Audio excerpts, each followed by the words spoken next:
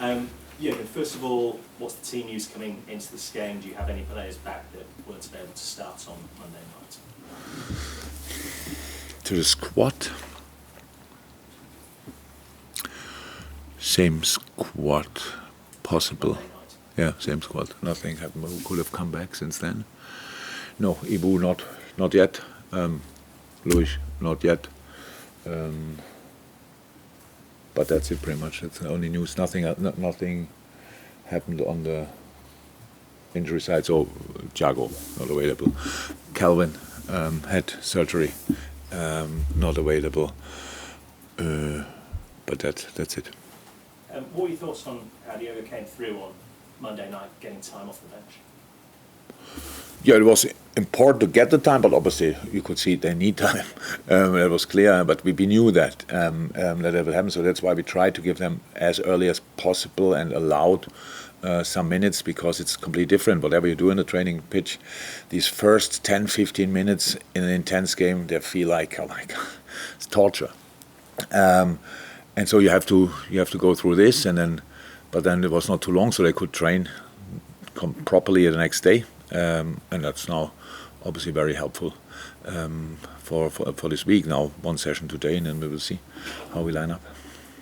17 games left to play. Obviously there's a gap to the top four, but this is a big game, isn't it? Given you've got a game in hand, if you could get 3 points as well, suddenly the whole narrative comes in. Yeah, massive game. So if we want to reach something this season, we have to chase everybody. So and especially the teams ahead of us in the table. There's no doubt about that. It's not easy. It will never be easy. But I think the only way you can do is to give it a try, and that's what we have to do, of course. And but everybody knows that. We don't have to mention that. That's clear.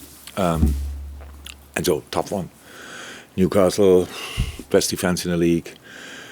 Lost only once, I heard now again. I didn't even know that. That was against us, and we needed a late goal. So obviously very, very consistent, which is the first step into success always. Yeah, will be absolutely interesting. So it's a tough place to go. Was always for us. Hopefully we can build on the performance for Monday, because that was obviously the main difference to a lot of other games we won.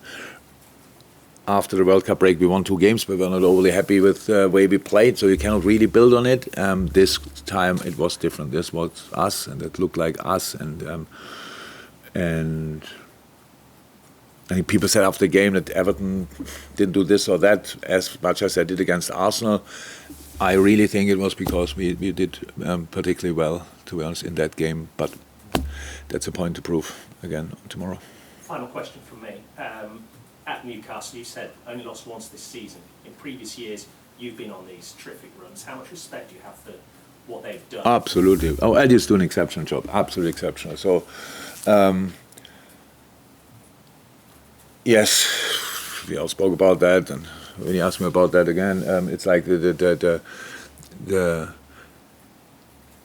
the financial possibilities they have or will have in the future is exceptional, but it's so far it's not that it's because of that, not at all. So Eddie came there in a difficult situation. They stayed comfortably in the league, stuff like this. Then and then the new season, it's not like you didn't recognize the team anymore from last year. It's like a complete overhaul or whatever. So building on the team they had, improving players who were there, like Almiron. I always liked him, but with the way they are playing now, obviously it fits him extremely well.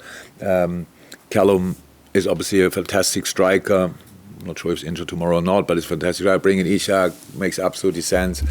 So building a team. Bruno Guimaraes, of course, is a massive player for them, and all this kind of thing. But then loads of players. Trippier came in, but lots of players were still there. So, and that speaks obviously volumes about the manager, how much he turned it there around and made them a proper threat for everybody, and a super intense football style. So in a difficult team to play against. Thank you. Welcome. Yeah, but were you expecting them to go about things a little differently in their recruitment, rather than building relatively steadily? I mean, they have spent money, but they possibly haven't quite gone mad with it. No, I didn't really think about it. Also, not that I think a lot about Newcastle. So it's not like this. It's just in the moment you recognize what they are doing, and then that's it. It's not. They had no idea for them how they should do it. Well, obviously, I mean, you work slightly different in terms of the way that you've had to build, I suppose. Sometimes you have been able to spend those big amounts of money, but it's been when you sold players on. What did I do different? In terms of recruitment, you've kind of been able to sell players for a big amount of money, and then being able to recruit in that way, which is obviously a different kind of model to the way Newcastle have done things so far. Yeah, but it's the only difference is where the money is coming from. So that's the only difference. The rest is, I think, apart from that, we did it a similar way. If don't know exactly, but it was not that we 6 players in, 8 out, and now let's go again. I think you have to do it step by step. But if somebody tells you, one of your bosses tells you, but we do it now by bringing in 12 players in once, and then you have to deal with that. So we have a lot of power in the manager's chair, but not all the power. So that means we have to do as well sometimes what other people are telling us, and that's normal. And is Virgil, after being on the bench for the Merseyside derby, is he fit to start? I think so. Yeah. Just now. Yesterday he looked absolutely ready. I think today he will look the same, and then we make a decision. Carlos. Hi, Jurgen. Hi. Stefan Bajcetic, easy for me to say. Played really well in the derby again. He did. Played very well. Such a young player. When you have a young player like that, and you want to give a player a rest, how difficult is it to make that decision to take him out when he's playing so well, and you've also got big game after big game coming up as well? Yeah, it's not that difficult, to be honest. It's just we have parameters. We know we can read numbers, stuff like this, and these kind of things. And then, but it's then all very individual. So it means even a lot of players are young. They're still different. So we have a close eye on that. We judge that all the time if he's ready again. So far, there were no signs that we had to rest him, but it was good for us because we were long, or for him, long breaks between the games. That's absolutely no problem. How it is with 3 games a week, I don't know. So we will have to see that. But we have other players as well, and it was not. Stefan played exceptional, and not because he's 18 or only 18. He played just exceptional. So that's actually the best thing to say. But it was for sure Fabinho's best game for a long, long time, and Hendo played exceptional. So that's just to talk about midfield. So that helps, obviously. And Naby before did not bad. We didn't win games and stuff like this, but that was not up to Naby. We have other players who are ready to go. So that's the first time that we had a lot of players not involved in the squad for the first time, senior players not involved in the squad for a long time. So there are options now there, and long may it continue like that. You've got those options up front now with Diogo coming back and Roberto coming back, and you've not been able to make as many changes up front, have you, in recent times? So how good is it to have those options back as well? Oh, that's massive. But again, Bobby was, in the end, it was 8 weeks as well. So that's long. It's a long time, and Diogo obviously was longer out. So we have to look now how we can use them. But of course now the amount of games coming up. So we hope we can go to the next round of Champions League as well. So it means we will have 17 in the league, but 2 more at least in Champions League. Hopefully 4, 6. What do we need for 7 or whatever if we want to go to the final? Probably, yeah. So we will be ready for that. So for that you need changes, and that was a big problem in the past round. When we started again, it was a massive problem because we started playing immediately, and there we couldn't change at all, and had to integrate a new player, and Darwin was not fit, and all these kind of things. There were a lot of things, but now hopefully it stays like this. So that would be great because that's what you need to get kind of consistency in performances. Move on, Carly. Thank you. Next one. Silvia Arroba de Televisión Española. Yo te quiero hacer 2 preguntas. La primera, insistir en Stefan Bajcetic, ¿qué te parece? Y luego, si eres consciente de que eres uno de los entrenadores más queridos y más populares en España. Muchas gracias. And now you need to ask it in English. In English? In English, yeah, cool. I don't speak Spanish. Somebody told you I speak Spanish. Anybody speaks Spanish? About Stefan, and in Spain, Klopp is very, very popular. Oh, thank you. I should have understood that. Yeah. So, what about Stefan? What do you think of Stefan? What do you think? Yeah. It's very important for Liverpool. It's very, It is. Only 18 in October. He turned 18 in October, yeah. So, just 18. So, yeah, top talent, super player, played really good for us so far. Since he is with us, it's a pure joy to work with him.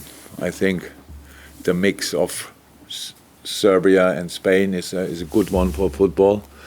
And not sure you met him, but if you meet him, he's a top, he's an intelligent boy. As I said, a joy to work together. The interesting part is that his dad and Thiago's dad played obviously together for Celta Vigo. So Thiago, not only Thiago, but Thiago as well took him a little bit under his wings. So he has a great bunch of players around him he can learn from. And yeah, absolute joy to work with. More popular and loved in Spain, you? Me. Yeah, that's the reason for that. It was the same when I was in Germany. People told me I'm very famous in England until I arrived here. So, and that would be the same in Spain. If you know me closer, that you will realize it's not that good. Thank you. You're welcome. Ask Winnie. Or other people. Not the open, Dave. Yeah, that's what I heard. It's nothing. Obviously, I missed the rest of the season. Serious, but Calvin, it's really special. So Calvin arrived here and had a back problem I never heard before. So it's just like when you're on the growing process, it can happen. But he played all the games, didn't really feel anything. Then you come here and you make a proper check, and then it's like, okay, here's something. We need to have a closer look, and then you have to.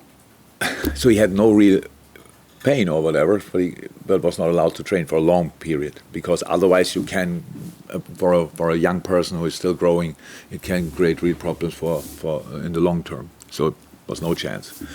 Coming back into a new team, never. I asked him when we spoke, when it was clear that he has now the new injury. I had him in my office and asked, what do you think, how often have you been your absolute best yourself, pretty much? And he said, oh, not often. I say, never, not one day. So now we have to use that, because you couldn't. It's like you want to adapt to a new thing, but you didn't train for 4 months, stuff like this. It's really tricky. So he always was this step behind. Now he has that injury this season, or even if you could come back a bit earlier, that makes no sense, because now it's really to build the boy up physically and then have a new start when we go again. So we can play catch up all the time with him, because he's a great talent, a real talent, who had the most unlucky start possible. But in the end, when he finished his career with 36, 37 or whatever, then you can, if you can say then, the most difficult year of my career was the first, or the second in his case maybe. Yeah, that's absolutely okay. All the others were better because we did the right things in the first two. So that's what we try to do now with him. Last question is section to Kiva. Yeah, just on Fabio Carvalho, obviously he scored that late winner against Newcastle. He hasn't played much so in recent weeks, I guess. Is there a reason for that? And I guess what have you made of his progress in his first season so far? Yeah, Fabio, very young player as well, and big talent as well. Absolutely played well for us in a couple of games. Now it's the situation that we have to make a squad, and he couldn't make it for the last one. That's how it is. That's the truth. Didn't play too often because, from my point of view, we needed different skills when we started or when we changed during the games, and that's pretty much all. He did nothing wrong. He improved a lot. He developed a lot. He's a good kid and is in the middle of the group, in the middle of the team. So that's all fine. But obviously not in a happy place in the moment. You cannot see that on the pitch, or when I see him, it's not really obvious. But I can imagine, because he's a footballer. He wants to play, and he didn't play often enough. So that doesn't help a lot. But that's another thing in a long career where you have to go through. And yeah, for me, it looks in a moment that he takes it as good as somehow possible. Move on to the embargo section for dailies. Everything embargoed until 10th.